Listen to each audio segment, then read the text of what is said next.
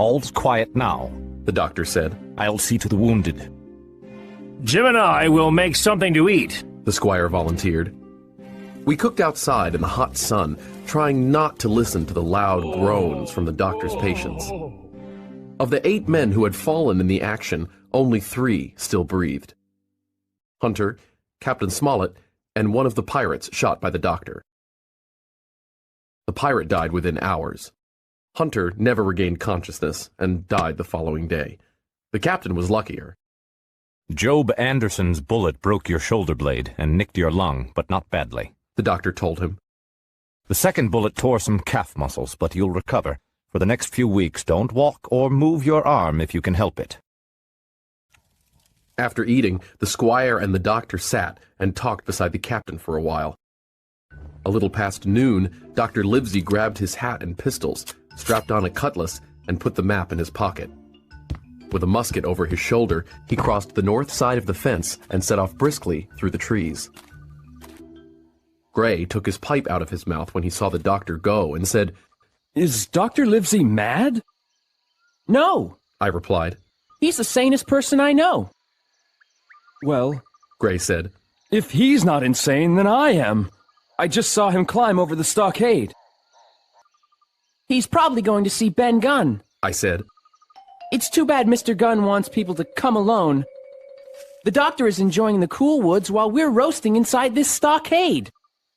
I hate the stink of blood and all these dead bodies around." "Help me wash out the house," Gray said.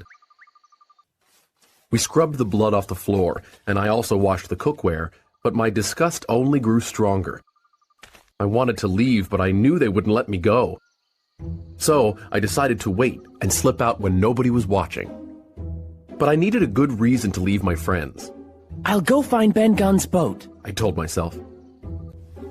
I filled my pockets with biscuits so I wouldn't be hungry, and I took 2 pistols, gunpowder, and some bullets. While the squire and Gray helped the captain with his bandages, I bolted over the fence and into the trees. Before anyone noticed, I was far away.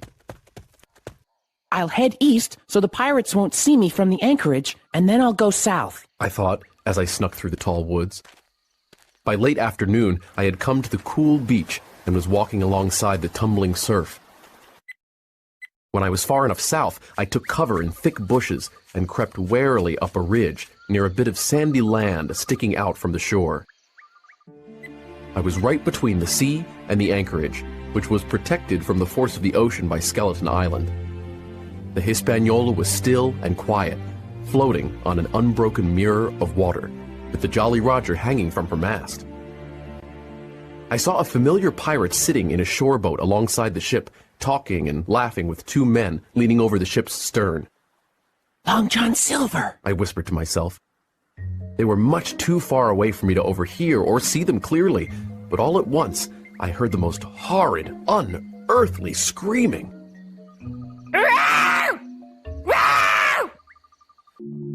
"What's that?" I thought, startled. But then I spotted the bright plumage of a bird perching on Long John's wrist. "Oh, it's just the parrot," I sighed.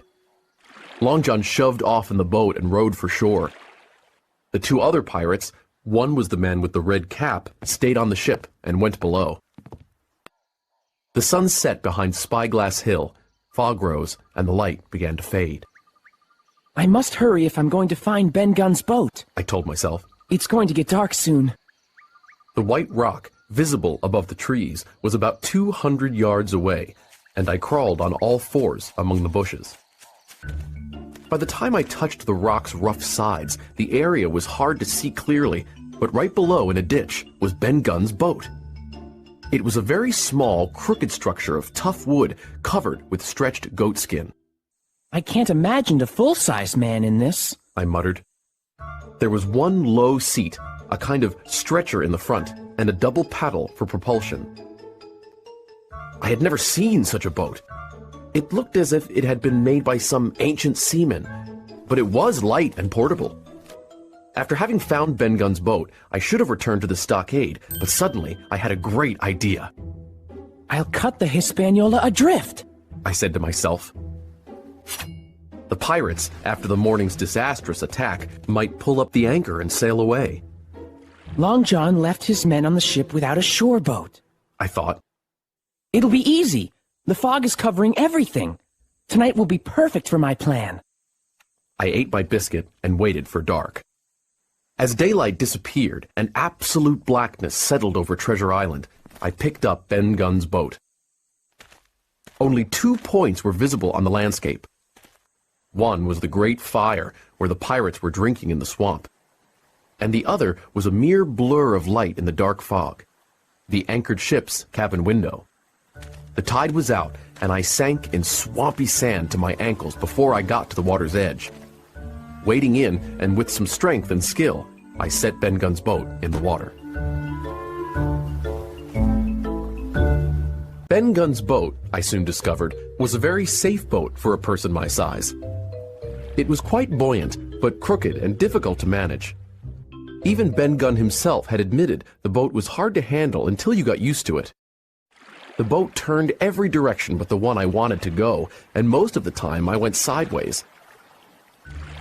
But fortunately, as I paddled, the tide swept me along, and soon the Hispaniola loomed right in front of me, pitch black in the darkness.